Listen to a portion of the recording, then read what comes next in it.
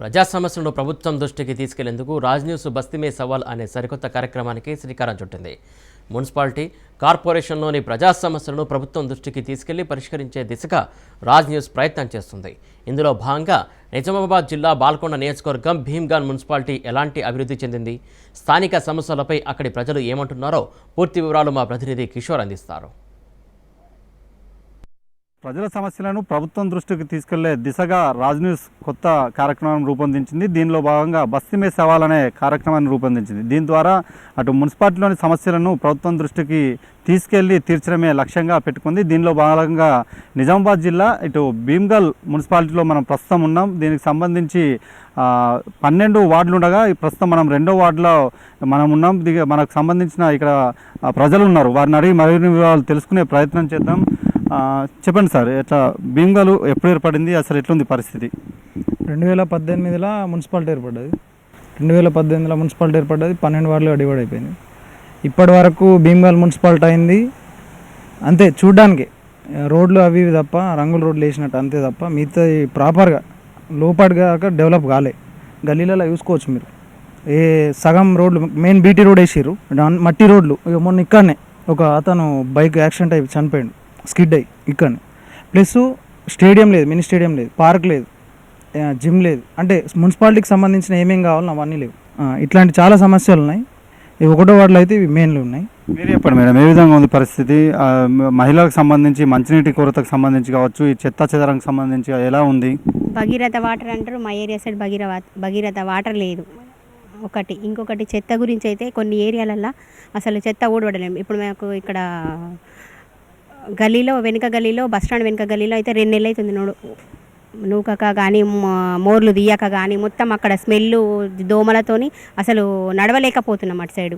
అయితే ఇంకొకటి dumping yard, అది డంపింగ్ యార్డ్ అయితే మొత్తం పట్టించుకోవట్లేదు. పిల్లలకి కస్తూరిబా స్కూల్లో పిల్లలకి అయితే చాలామందికి అనారోగ్యంతో చాలామంది సఫర్ అవుతున్నారు అక్కడ దాంతో, చెత్తతోని. ఈ చెత్త సమస్య అయితే బాగా ఉంది. నా పరిస్థితి ఏ విధంగా ఉంది, వార్డుకు సంబంధించి ఏ విధంగా డెవలప్ ఉంది అంటున్నారు, ఏం ప్రధాన సమస్య ఏముంది ఇక్కడ? బాల్కొండ నియోజకవర్గంలో ఏకైక మున్సిపాలిటీ భీమ్గల్. ఇక్కడ అభివృద్ధి పేరుతో పూర్తిగా అవినీతి జరుగుతున్నది. ఈ రోడ్లు, స్ట్రీట్ లైట్లు, నాసిరకమైన రోడ్లు వేసి కేవలం మొన్న పడిన 2-3 వర్షాలకే రోడ్లన్నీ కూడా చెల్లాచెదురైపోయినాయి. మొన్నటికి మొన్న బస్ డిపో అని చెప్పేసి అని వచ్చి 2 రోజులు ఆగమాగం చేసి వెళ్ళిపోయారు. చెక్ డ్యామ్లు అయితే చెక్ డ్యామ్ల కింద సుమారు భీమ్గల్ మండలంలోనే 500 నుంచి 1000 ఎకరాల వరకు నష్టపోయారు. ఇప్పటి వరకు వాళ్ళకి ఎటువంటి నష్టపరిహారం లేదు. అధికారులు వచ్చి మన పరిశీలిస్తున్నాము, రాసుకుంటున్నాము. అందరు ఎవరైతే పంట నష్టపోయారో రైతులందరికీ నష్టపరిహారం అందిస్తామని చెప్పేసి అని వాళ్ళ పేర్లు డేటా కలెక్ట్ చేసుకొని పోయారు. కానీ ఇప్పటి వరకు ఎటువంటి నష్టపరిహారం అందించిన దాఖలాలు లేవు. ఇది ఒక్కసారి కాదు, గత 3 సంవత్సరాల నుంచి ఇదే జరుగుతుంది, సేమ్ రిపీట్ అవుతుంది. కానీ ఇప్పటివరకు అయితే నష్టపరిహారం అందించిన దాఖలాలు అయితే లేవు. ఇలా చెప్పుకుంటూ పోతే చాలా సమస్యలు ఉన్నాయి. మున్సిపాలిటీ పరిస్థితి ఏ విధంగా ఉంది? మున్సిపాలిటీగా ఆవిర్భావమై 5 సంవత్సరాలు జరుగుతుంది. మన మంత్రివర్యులు రోడ్డు భవనాల శాఖ మంత్రి ప్రశాంత్ రెడ్డి గారు గణనీయంగా అభివృద్ధి చేస్తున్నాడు. కానీ ఇది అందుబాటులోకి వచ్చడానికి తోడము చాలా కాలాతీతం జరుగుతుంది. దాన్ని త్వరగా చేయాలని మరి మంత్రివర్యులను కోరుతున్నాం. మీరు చెప్పండి, ఈ విద్యకు సంబంధించి కొన్ని వసతులు కూడా లేవు, విద్యార్థులు ఇబ్బందులు ఎదుర్కొంటున్నారు. ఇక స్కూల్ కావచ్చు, కాలేజ్ పరిస్థితి ఏ విధంగా ఉంది భీమ్గల్? స్కూళ్ళ పరిస్థితులు అయితే అస్తవ్యస్తంగా ఉన్నది. పిల్లలకు సరైన పుస్తకాలు కానీ నోట్బుక్ కానీ సరైన టైంకి అందట్లేదు.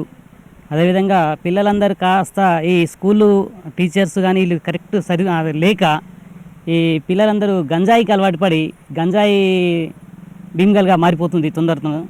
దాని మీద ఎలాంటి చర్యలు జరగట్లేదు. ఆ గంజాయి అమ్మేటి వాళ్ళని కానీ వీళ్ళని కానీ పట్టుకొని వాళ్ళతో ఏమన్నా గట్టిగా శిక్షలు ఏమన్నా జరిగితే కొంచెం మారుతుండే. కానీ అధికారులే వాళ్లకు సపోర్ట్ చేస్తూ ఆ గంజాయి దొరికిన వాళ్ళని కూడా అధికారంలో ఉన్న వాళ్ళు ఫోన్లు వేసి ఇడిపేయడం వల్ల ఇంకా విచ్చలవిడితనం అవుతుంది.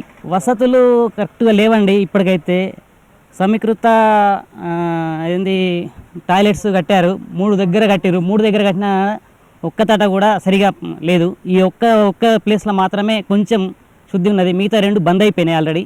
దాంట్లో ఏది పశువులు వండుకోవడానికి తప్ప దేనికి ఉపయోగపడతలేవు. దానికి ఒక్కొక్క దానికి 10 లక్షల రూపాయలు ఖర్చు పెట్టి కట్టించారు.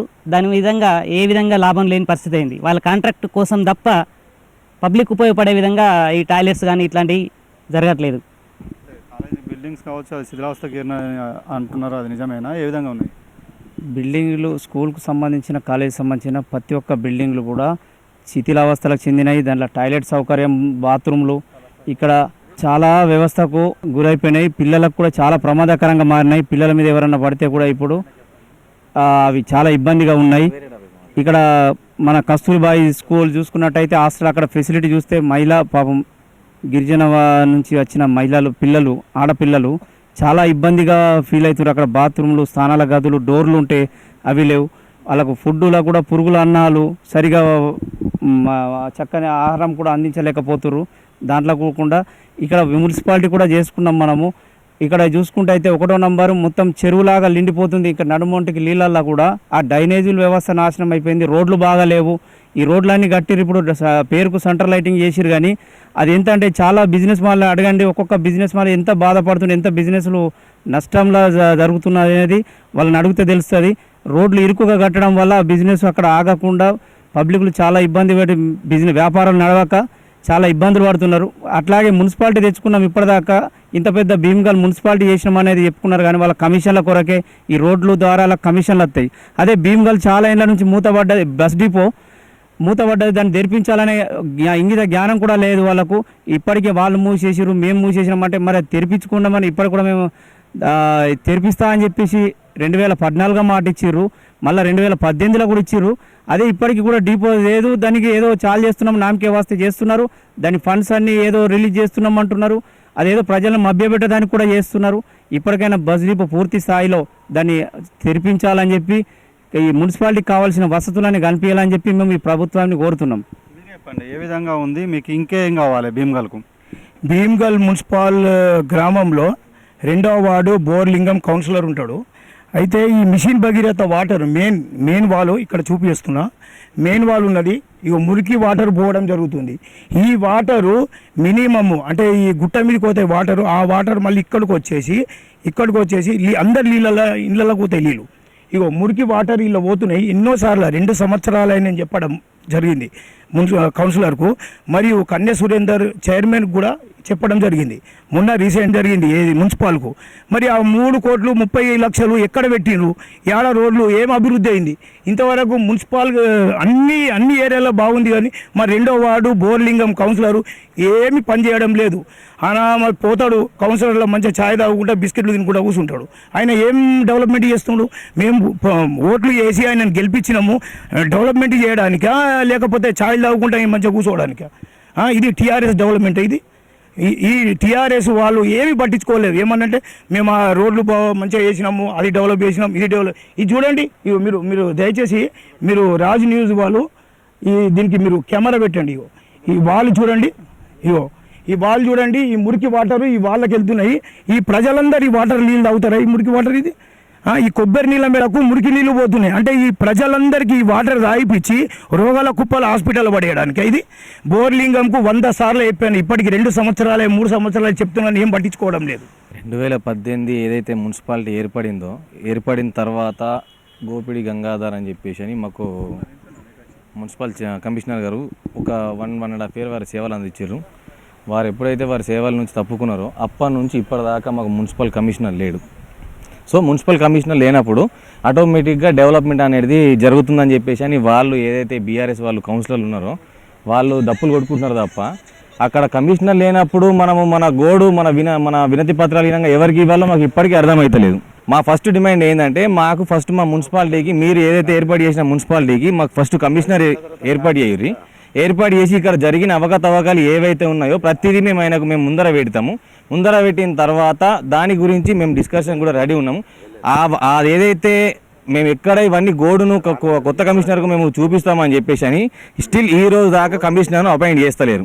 ఇంకోటి భీమ్గల్ మున్సిపాలిటీ ఏర్పాటు చేసిన తర్వాత భీమ్గల్ మున్సిపాలిటీకి ఏదైతే ఒక మున్సిపాలిటీగా ఏర్పడిన తర్వాత దానికి ఏమేమి కావాలి వసతులు అంటే ఒక మినీ కోర్టు కావాలా. స్టిల్ ఈ రోజు దాకా మినీ కోర్టు లేదు. ఏదైతే ఇక్కడ నుండి భీమ్గల్ నుండి అంతకుముందు గత ప్రభుత్వం 108 అని చెప్పేసి కొన్ని సేవలు అందించింది.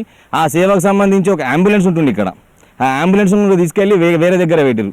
ఈ మున్సిపాలిటీకి ఒక అంబులెన్స్ కూడా లేదు. అదేవిధంగా చూసుకుంటే ఈ పక్కన ఇంతకుముందు ఒక అన్న మాట్లాడి సెకండ్ వార్డ్ గురించి, ఆ సెకండ్ వార్డ్ డెవలప్మెంట్ ఇప్పుడు ప్రతి ఒక్క వార్డు మేము డెవలప్మెంట్ చేసినామని చెప్పి ఏదైతే మాట్లాడుతారో మేము చేసినాం రోడ్లు అది అని చెప్పేసి అని, మరి అంటే ఈ భీమ్గల్లో 12 వార్డులల్లో 1వ వార్డు 2వ వార్డు 3వ వార్డు కింద మీకు మీ కళ్ళ కనిపిస్తలేవా? ఖాళీ 5వ వార్డు 6వ వార్డు ఏదైతే 9వ వార్డు ఈ వార్డులే మీ కళ్ళ కనిపించి ఇవే మీకు మున్సిపాలిటీకి సంబంధించినవి అనుకుంటున్నారా? మరి ఈ వార్డులు ఎందుకు కనిపిస్తలేవు? ఈ సెంట్రల్ లైటింగ్ అని చెప్పేసి అని ఏదైతే వాళ్ళు చూపిస్తున్నారో దీంట్లో సెంట్రల్ అసలు రోడ్డు వైండింగ్ పనులు వచ్చేసి ఎట్లా చేయాలి? ఫస్ట్ రోడ్డును డిస్టిమారల్ చేసిన తర్వాత దానికి సంబంధించి 30 ఫీట్లు తీసేసుకొని అటు సైడ్ నుంచి ఒక 6 ఫీట్ల కట్టారు. దాని తర్వాత ఒక మన పాదచారులకు నడుస్తేందుకు 4 ఫీట్ల ర్యాంప్ ఏర్పాటు చేయాలి. అదేది లేకుండా డైరెక్ట్ సెంట్రల్ డివైడర్ కట్టేసుకొని అటు ఇటు రోడ్డు పోసేసి అలా చెట్లు పెట్టేసి బిల్లులు చెప్పుకున్నాం, బస్ అయిపోయింది. ఇప్పుడు ఆడ పక్క మీరు చూస్తున్నారు కదా, మీరు వెళ్ళేటప్పుడు మీరు ఆ వీడియోలు చూసుకొని అక్కడ పార్కింగ్ సదుపాయం లేదు, ఏం ఇది ఒక గవర్నమెంట్ ఆఫీస్, ఇది ఎంపీడీఓ ఆఫీస్ అంటే గవర్నమెంట్ ఆఫీస్. ఇక్కడ ఎన్ని వెహికల్స్ ఉన్నాయో అదే రోజు మీరు రోడ్డు వైండింగ్ పనులు చేసినప్పుడు బరాబర్ దానికి సంబంధించి 30 ఫీట్లు ఇచ్చేసి అటొక 6 ఫీట్ ఇటొక 6 ఫీట్ ఇటు పెట్టిన వాటికి ఇప్పుడు ఈ ప్రాబ్లం వచ్చేది కాదు కదా. సో నేను ఒక డిమాండ్ ఏం చేస్తున్నా అంటే ఫస్ట్ మా మున్సిపాలిటీకి కమిషనర్ ఇవ్వండి. కమిషనర్ ఇచ్చిన తర్వాత మా నుంచి మేము ఏదైతే మాకు కావాల్సినవి ఉన్నాయో అభివృద్ధి పనులు 100% మేము ముక్కు విడి మరి వసూలు చేసుకుంటాం వాళ్ళ దగ్గరికి అని చెప్తున్నాను. మీరు చెప్పండి అన్న, ఇంకా ఏం కావాలి? మీ మున్సిపాలిటీకి సంబంధించి ఒకరు వాటర్కి సంబంధించి చెప్పారు, ఒకరు విద్యావస్థ చెప్పారు, మీకు ఇంకేం కావాలి మున్సిపాలిటీకి సంబంధించి డెవలప్మెంట్?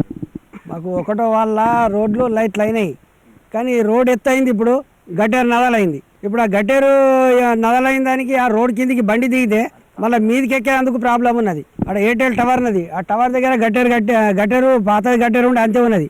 మళ్ళీ గట్టేరు కట్టలేరు, మళ్ళీ ఆ గట్టేరుని ఎత్తు చేస్తే ఆ రోడ్ లెవెల్కి వస్తుంది. మరి ఇప్పుడు ఆ రోడ్ పక్కకు మట్టి పోసిన మొత్తం అంతా రోడ్డు గట్టేరు నవలన్నది కాబట్టి ఆ మట్టి అంతా గట్టేరులోకి పోతుంది. ఆ గట్టెలు కొద్దిగా ఎత్తు చేసి రోడ్ లెవెల్ చేయాలని చెప్పి మనది 1వ వార్డులో. పరిస్థితి ఏ విధంగా ఉంది? మున్సిపాలిటీకి సంబంధించి కొత్తగా ఏర్పడిన మున్సిపాలిటీ 100 కోట్లు ప్రభుత్వం ఇస్తున్నా అంటుంది, ఆ రకంగా డెవలప్మెంట్ ఉందా? ఏ విధంగా ఉంది? ఈరోజు జరుగుతున్న సమస్యలను బయటకు తీయడానికి వచ్చినటువంటి రాజన్యూస్ మిత్రులందరికీ జై భీమ్.